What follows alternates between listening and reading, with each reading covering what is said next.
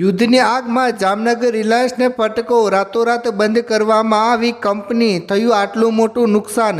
મિત્રો, જામનગર રિફાઇનરી દરરોજ 1.4 million barrel તેલ શુદ્ધ કરે છે, જે મોટાભાગે સાઉદી અને યુએઈથી આવે છે। ઈરાને સાઉદી અરામકો રિફાઇનરી પર હુમલો કર્યો છે, જેનાથી રિલાયન્સ માટે કાચા તેલનો પુરવઠો ખોરવાઈ શકે છે। દરિયાઈ માર્ગ પર ખતરો। મિત્રો, સૌથી મોટું જોખમ છે સ્ટેટ ઓફ હોર્મુઝ જળમાર્ગ। જો ઈરાન આ રસ્તો બંધ કરે તો રિલાયન્સ સુધી કાચું તેલ પહોંચાડવું મુશ્કેલ બની શકે છે। પરિણામે શિપિંગ ખર્ચ અને ઇન્સ્યોરન્સ પ્રીમિયમ વધી શકે છે, જે સીધી રીતે નફામાં ઘટાડો કરશે। જો કાચું તેલ મોંઘું થશે તો પેટ્રોલ, ડીઝલ અને પેટ્રોકેમિકલ્સ બનાવવાનો ખર્ચ વધશે। આંતરરાષ્ટ્રીય બજારમાં માંગ ઘટવાથી એક્સપોર્ટ પર પણ નકારાત્મક અસર પડી શકે છે।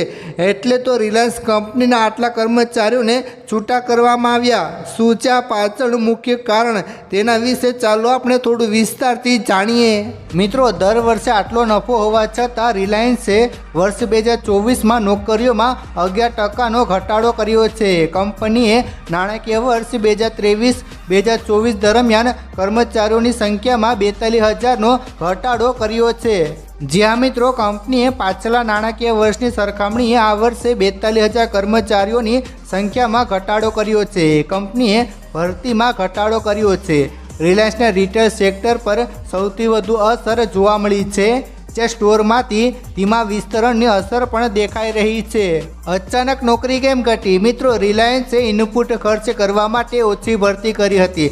નાણાકીય વર્ષ 2022-2023માં રિલાયન્સમાં કર્મચારીઓની સંખ્યા 3,89,000 હતી, જે નાણાકીય વર્ષ 2023-2024માં ઘટીને 3,44,000 થઈ ગઈ છે। લગભગ 42,000 કર્મચારીઓએ નોકરી ગુમાવી પડી હતી। કંપનીના વાર્ષિક અહેવાલ મુજબ નવી ભરતીઓમાં પણ ઘટાડો જોવા મળ્યો છે। આ વર્ષે રિલાયન્સે નવી ભરતીઓમાં ત્રીજા ભાગ કરતાં વધુનો ઘટાડો કર્યો છે અને તેને 1,70,000 સુધી મર્યાદિત કરી છે। રિલાયન્સ ઇન્ડસ્ટ્રીઝમાં ઘટતી નોકરીઓ અંગે અગ્રણી બ્રોકિંગ ફર્મના નિષ્ણાંતે કહ્યું કે એવું નથી કે રિલાયન્સમાં નોકરીઓ નહીં આવે। કંપનીના નવા વ્યવસાયો પરિપક્વ થઈ રહ્યા છે। કંપનીના નવા વ્યવસાયોને ડિજિટલ પહેલોથી જ પૂરતો ટેકો મળી રહ્યો છે।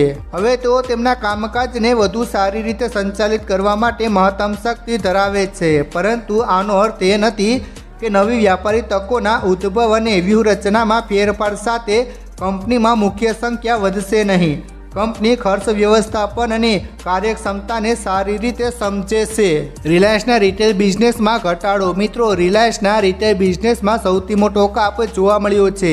પાછલા નાણાકીય વર્ષ રીલની કુલ કર્મચારીઓની સંખ્યામાં રિલાયન્સ રિટેલનો હિસ્સો લગભગ 60% હતો।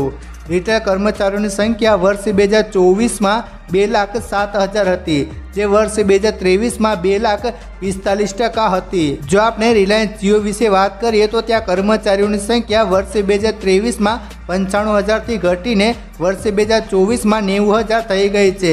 કર્મચારીઓની નોકરીમાં કાપ મૂકવામાં આવ્યો હોવા છતાં કંપનીના કર્મચારીઓના ખર્ચ 3%નો વધારો થયો છે અને 25,699 કરોડ રૂપિયા પર પહોંચી ગયો છે।